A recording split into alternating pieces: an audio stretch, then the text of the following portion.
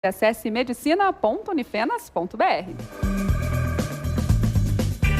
O Festival de Música Lollapalooza, que acontece em São Paulo, ganhou as manchetes nacionais no fim de semana após o Tribunal Superior Eleitoral, TSE, proibir manifestações eleitorais por parte de músicos que integram o line-up da festa. A decisão é assinada pelo ministro Raul Araújo e estipula multa de R$50 mil para a organização do evento para cada infração ocorrida. A medida acontece a pedido do PL, partido do presidente Jair Bolsonaro, após manifestações da cantora Pablo Vittar a favor do ex-presidente Luiz Inácio Lula da Silva. A determinação repercutiu entre artistas e personalidades nas redes sociais e a empresa responsável pelo Lollapalooza entrou com um recurso na Justiça. E aí, para entender melhor o caso, a gente recebe agora a nossa colunista, a advogada, professora, doutora Luciana Nepomuceno, está com a gente toda segunda-feira aqui no Central. Bom dia para você, Lu, seja bem-vinda ao nosso novo estúdio, viu?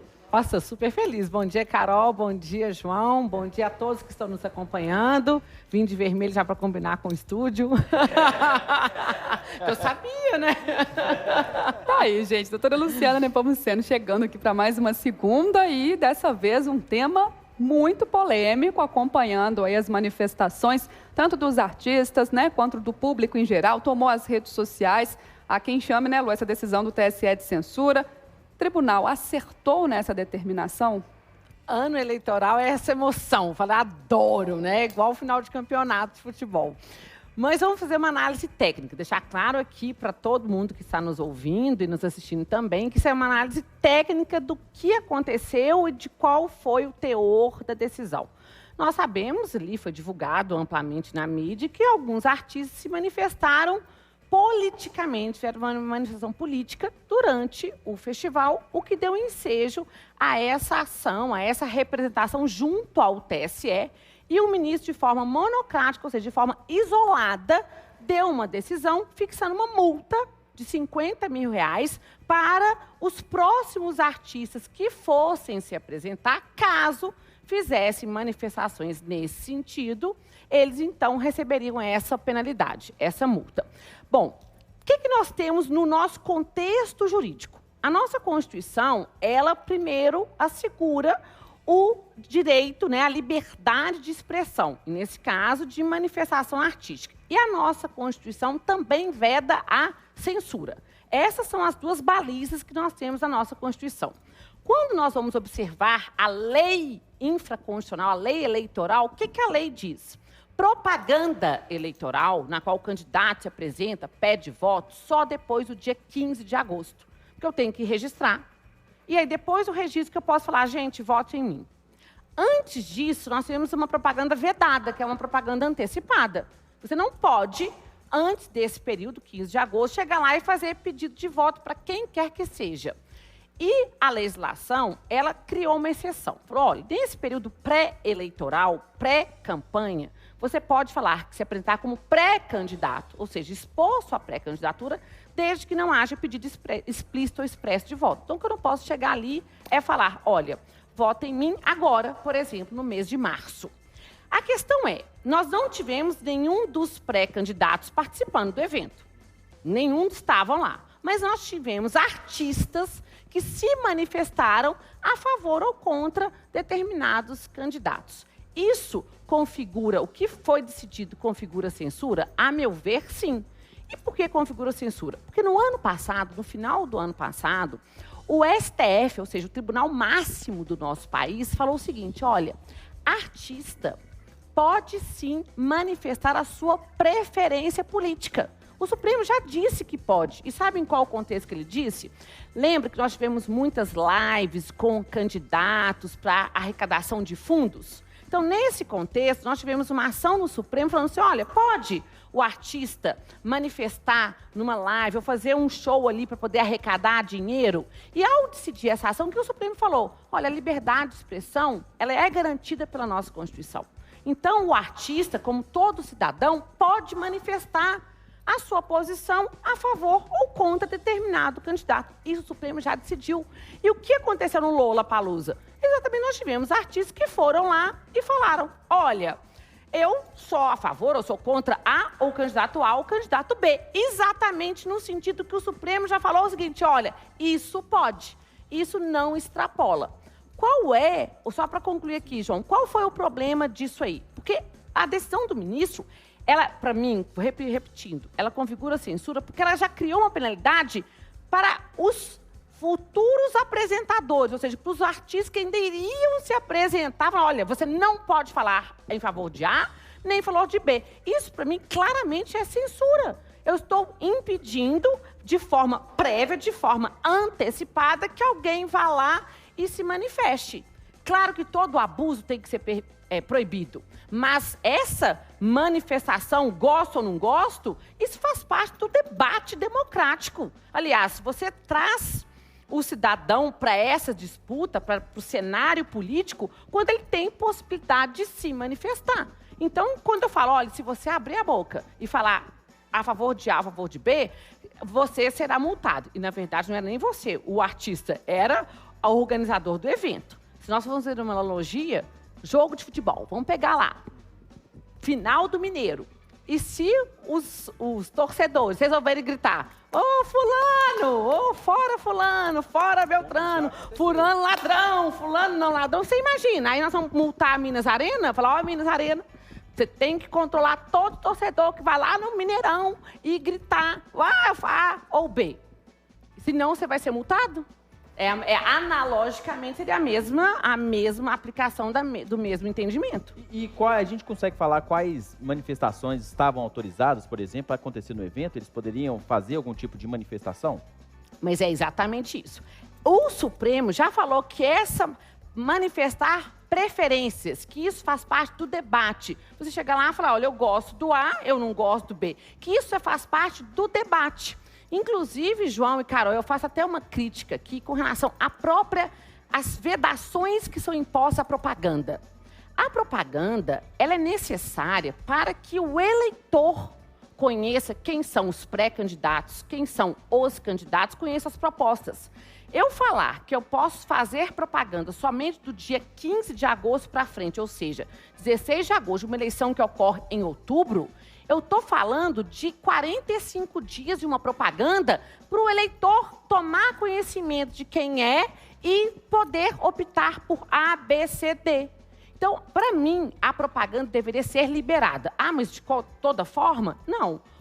Todo abuso, ele vai ser punido. Ou abuso do poder político, ou abuso do poder econômico, ou determinadas falas, João, aí respondendo a sua pergunta, que configuram calúnia, injúria, difamação. Você tem punições para isso aí. Mas manifestação de preferência, por si só, gosto do A, não gosto do B, isso por si só, vedar essa manifestação pura e simples, a vedação é censura. Agora, Lu, a gente sempre reparando aqui, principalmente pelos comentários dos nossos ouvintes, que fica aquela dúvida em relação a isso que pode ou não pode, essa manifestação, essa preferência. Showmícios continuam proibidos, né? É outro setor. Coisa. Isso.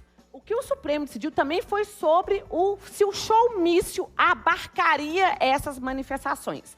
O showmício, gente, ele é vedado. Não pode haver showmício. Porque o showmício é você, candidato, se apresentar num palco junto com um artista, um apresentador, e ali você fazer uma apresentação com o objetivo de angariar votos. O que o Supremo decidiu? Olha, essa proibição que a lei traz para o showmício não se estende a essas manifestações. Então, nós estamos falando de um posicionamento do nosso tribunal maior, do nosso tribunal constitucional, que essas manifestações, elas são inerentes ao debate, seja antes da campanha, do início oficial da campanha, durante a campanha ou posteriormente. Então, nós estamos fazendo uma discussão que, para mim, eu já tenho uma decisão do Supremo desde o ano passado. E Luciana, desde ontem também há uma discussão de comparação dos atos, né, do Alexandre de Moraes em relação ao Telegram, né, o Telegram que ficou fora do ar por um tempo, por não obedecer ordens, né, do Supremo Tribunal Federal em relação a alguns conteúdos ofensivos, né, algumas medidas contra esses conteúdos ofensivos. A gente pode fazer uma comparação em relação a esses dois fatos? Vamos lá. O nosso grande questionamento, toda vez que a gente vem aqui para a bancada, não sei se a bancada agora virou um sofá, né? Agora não é mais bancada. Agora que a gente vem agora para o sofá, é exatamente isso. Quais são os limites à liberdade de expressão?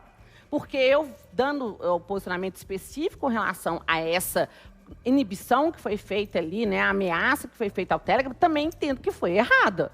A forma como se deu a decisão em relação à constrição que foi feita ali ao Telegram. A gente discutiu, né, Carol, que realmente deveria se adaptar às regras do país, mas não da forma como foi colocado um banimento completo. Então, a gente vai sempre chocar aqui no programa e do que nós estamos vendo nesse ano eleitoral sobre qual é o limite de liberdade de expressão, porque ele não tem uma regra objetiva, uma regra linear. Agora, no ponto da manifestação específica, se o João chegar aqui e falar, olha, sou a favor de A, sou a favor de B, isso é sua manifestação como cidadão, da sua preferência. E isso, para mim, está claro que o Supremo já falou que pode. Ô, Luí, teve uma questão também que o pessoal trouxe muito à tona para comparar nessa situação, né? Que a gente está falando dos artistas que se manifestaram num palco de um evento privado, fazendo um paralelo também com pastores dentro de igrejas, né? De instituições religiosas, os líderes de instituições religiosas, que também defendem A ou B, que expressam ali a sua preferência, orientam, né, a população ali, o público que frequenta aquele local. Isso seria realmente uma comparação justa? A gente falar desses artistas no palco, desses líderes em instituições religiosas? Isso é um ponto curioso. Qual que é a interseção desses exemplos? Porque a legislação, ela restringe a propaganda, inclusive em bens não só públicos, mas também em bens particulares. Você não pode, por exemplo, colocar sua casa toda pintada em favor de um candidato. Você tem restrições. Você não pode colocar a plaquinha de um candidato, sua preferência, num poste. São chamados bens de uso comum. Então, praça, igreja, shopping center. Então, existem essas restrições, sim, à propaganda. Então, seria a mesma analogia à questão das igrejas. E o importante, nesse exemplo específico da igreja, existe um projeto em tramitação do novo Código Eleitoral para viabilizar, permitir expressamente essas manifestações religiosas, sem que isso configure o que a gente chama de abuso de poder religioso. Que é exatamente eu pegar ali como um pastor, fazer ali qualquer, né, evento em prol de um determinado candidato. Mas existe um projeto liberando essa manifestação para não configurar abuso do poder religioso. O que a gente... Desculpa, pode continuar. Mas, repito, hoje seria a mesma equiparação você ter ali uma igreja com essas manifestações pró ou contra determinado candidato. E essa polêmica continua, né? A gente continua vendo aí as manifestações contra, a favor, defendendo a decisão, defendendo. Você mesmo já disse, a gente tem uma decisão aí do próprio STF. Qual que é o caminho? O que pode acontecer agora? Uma nova solicitação, acionar novamente o STF, vir uma nova decisão, tem necessidade disso? O que a gente pode esperar aí de opção para os próximos dias? Vamos lá.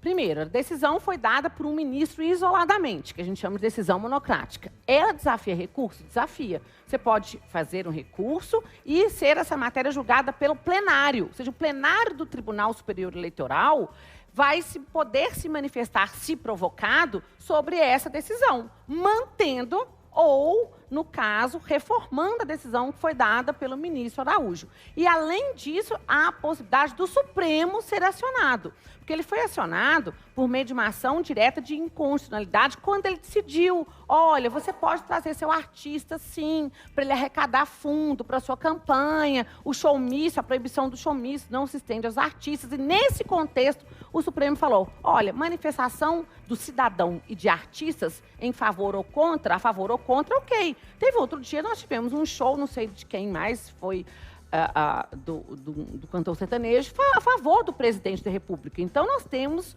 né, isso é uma manifestação normal. Tem gente que vai para o jogo e fala Lula ladrão, e tem gente que fala vote no Bolsonaro. E o Supremo já disse. Então, nós temos que ter uma linha diretriz dada pelo nosso tribunal maior para que essa linha ela se aplique aos tribunais inferiores. Então, eu acredito que se a matéria chegar no plenário ou chegar de novo ao Supremo Tribunal Federal, por coerência, por uniformização do que já foi decidido, vai ser mantido esse posicionamento do ano passado. E, Luciana, hoje de manhã o ministro Edson Fachin já se manifestou falando, né, ele que é o presidente do TSE, falando que vai levar sim a plenário, então deve acontecer exatamente o que você está dizendo. Isso. E cenas dos próximos capítulos. Como sempre, cenas dos próximos capítulos, a gente continua atualizando, trazendo detalhes aqui. Lu tá com a gente toda segunda-feira, é nosso colunista aqui no Central 98. A gente sempre fala que um tema que chega aqui com o Luciano Nepomuceno, ele vira uma novela e a gente tem vários capítulos. Espera no fim da novela, né? A gente tem vários. Mexicana. Entendi que é novela mexicana.